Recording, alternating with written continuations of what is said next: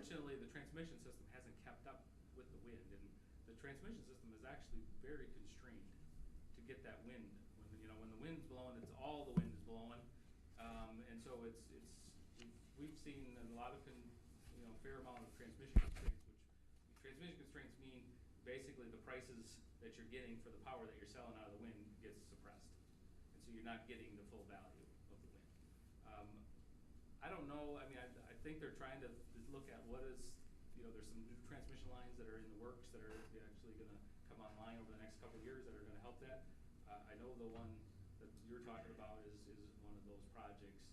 But I think that project, might be tied to more wind as well. So, who's benefiting? I guess our position has been is we want to make sure that whoever's benefiting should pay the costs, and let's not socialize the transmission costs, and then let's just make sure whoever's benefiting, because then the right signals are there and the right amount of transmission gets built. Okay. The last one was just, you mentioned grid protection. Is that, you see out east quite often where the grid goes down and they have brownouts, blackouts? Is that what you're talking about? No, I mean, we haven't had any of those. I mean, there's been some out east. It's been 10 years probably since they've had anything like that out east. We've got a new system in place. NERC and FERC, our regulatory arms, got systems in place now and are penalizing utilities for not meeting these requirements. So I think things have improved significantly at this point, and I wouldn't expect it, but on the other side of it is we don't have near the surplus of resources that we had over the last 5 years either. As the EPA has implemented all these pollution control equipment, the utilities have decided to retire a lot of plants instead of upgrade the pollution control equipment. And so there's a lot less surplus capacity, and we need 10-15% surplus to maintain reliability, because power plants have, on average, there's a failure rate of about, there's about 5%, 8% failure rate on power plants during peak conditions. So you got to maintain some additional surplus. We've been at 20 to 24% for the last 5 years because of the surplus. Now with the EPA requirements, we're going to be more in the 13 to 15% range. So we're going to have less margin going forward. So which may mean there could be more public appeals for conservation and stuff going forward. But I wouldn't say brownouts or blackouts are likely though. Okay, thank you. Does anybody else have any questions? I just had one comment, because I've heard from a couple of the Inditel people about the support that they've been getting from Tom Westhoff, and I think it's really appreciated up there. Great. So you should be happy about that. Well, thank you very much for letting me. Thank you. Thank you.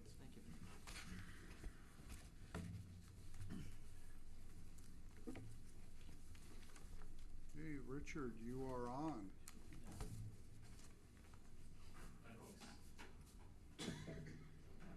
Richard Kittleson, arborist with Northeast Iowa RC&D. Been here a couple times already this past year. So.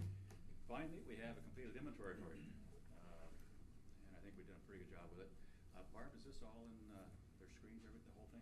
It was in their packets. Okay, very good. I'm going to hang on to one then, in case you folks have questions. I've got 2 hard copies for the city and also on a CD. There's inventory, also a lot of the spreadsheets, the Excel spreadsheets that we use to get the analysis is in there on that, and also a presentation very similar to the one I did the first time I was here on the Emerald Ash Borer and all some of the details about the plant too, which I'm not going to go through tonight because it'll be another half hour to do that. So.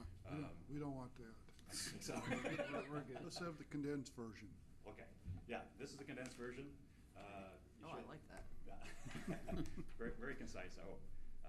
And I think you folks had this also, is that correct? This is the summary part? Mm-hmm. Yep, okay.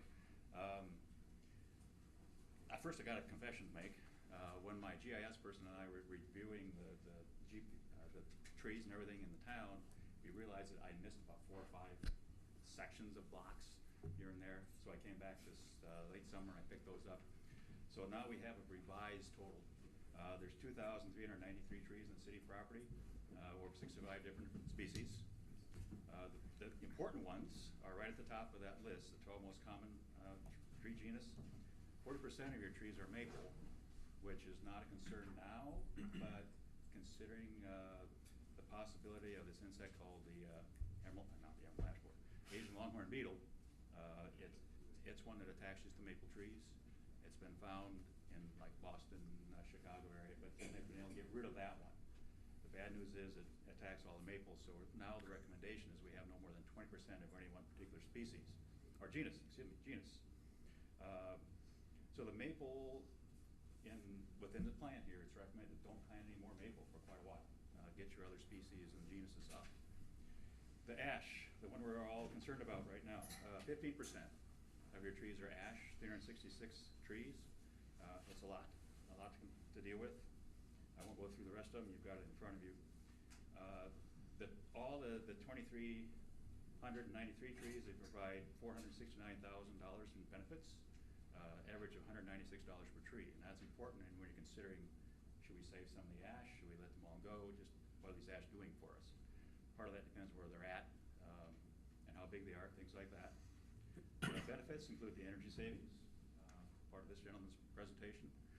Rainfall interception, which is a big one, because whatever the trees intercept and hold, it's not going through your storm sewers. So that's a big chunk of change there. And all these numbers, if you haven't already gone through your inventory, they're all spread out and listed for you per benefit. 42% of the trees are in need of some kind of management. That could be as simple as cleaning out a few branches to total removal. So don't be too concerned about that 42%. I mean, it includes everything that might be possible to work on that tree to make it better. 56 trees, this is one of the important ones. 56 trees of all species I did recommend for removal. Maybe they've already got some major splits going on. They've got a lot of dead branches or something going on, dying back in the top. Anything like that might be going on, might be constricting roots. There might be bare roots and other issues up in the tree. So that's how I determined removals. And I was pretty tough on the ash trees. If I thought there was something that, maybe in a few years that ash is going to bounce back, but because of the emerald ash borer, I thought, well, probably not going to, I put that one down for removal. So that I was a little bit tougher on the ash trees than I was on the rest of them. The 274 trees of all species in poor condition are dead and dying. That's kind of a tough one. I didn't have a poor condition but okay on my GPS, so I had to do that. That's just something to kind of keep in mind going forward. The next line, 61 of the 366 ash are showing symptoms of the emerald ash borer. You probably recall that from the presentation earlier, what those are. That doesn't mean they have the ash borer. That just means those are trees that have one, maybe two things going on, and those trees should be watched, especially in the next 2-3 years, because you got Waterloo right down the road, as you know, and we know how close that is. You do have 184 ash that are in good condition and potential candidates for treatment. Almost half the ash trees are in good shape. So that's good. And these next two lines, 44% of trees in the Independence are larger than 24 inches in diameter. That's just an indication of the age. The larger the tree, the older it is, obviously. 17% of your trees are between 1 and 6 inches in diameter. That does not include the trees that are in your nursery, which I commend the city for. I mean, that's terrific that you folks are growing your own replacement trees. That's a huge step. It's going to save you a lot of money in the next few years. That's great. On the estimated cost of 6-year management, I used a 6-year period. This is what the DNR told us to do. And the city supplied me with a budget of $11,000 per year. That's what you're currently doing on tree removal, pruning, replacement, things like that. Is that correct, Mr. Rohr? Okay. Thanks, Mr. Rohr. In the inventory, that's broken down per year, and I also make some suggestions as far as what would be needed to get all the ash trees out within that 6-year time period. I think it went to 17,000 or something. I haven't reviewed this lately, but it's in there. That's what counts. You don't have this yet. This, I think I've got one for everybody. Last time I was here, you asked me to put together an estimate of a tree treatment. So I just did one example, and that's what's coming around to you now. You have the 184 ash that are in good condition.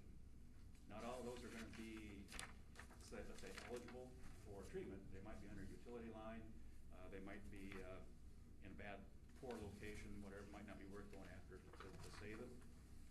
So I used the 2-year treatment that I recommend, the emamectin benzoate treatment or triage on 10% of those 184 trees. And to make my math easy, I just used 20 trees in the 18 to 30 inch diameter breast height size, which would be about right here. So the average size of those trees is 24 inches at DBH, about right here. Pretty good sized tree. If it's a healthy tree in good condition, might be worth saving. That's why I went with that. For a 24 inch ash, the cost would be $10.35 per diameter inch. Okay, so 24 times 1035 is $248 per tree. That'd be for a 2-year time period. So that 248 times the 20 trees, $4,960 for 2 years effectiveness to save those 20 trees. I shouldn't say save, preserve. The annual average benefit, going back to that $196 per tree, times the 20 trees is, well, actually $7,840 within that 2-year time period. So subtracting that cost of preserving the trees from that $7,800, you've got a net preserve benefits of almost $3,000 for those 20 trees. Plus the people's enjoyment of it, all those other things that come into play. If you can do more, just add 5%, 10 or 20%, whatever you might be able to do. This is just, kind of get you thinking about what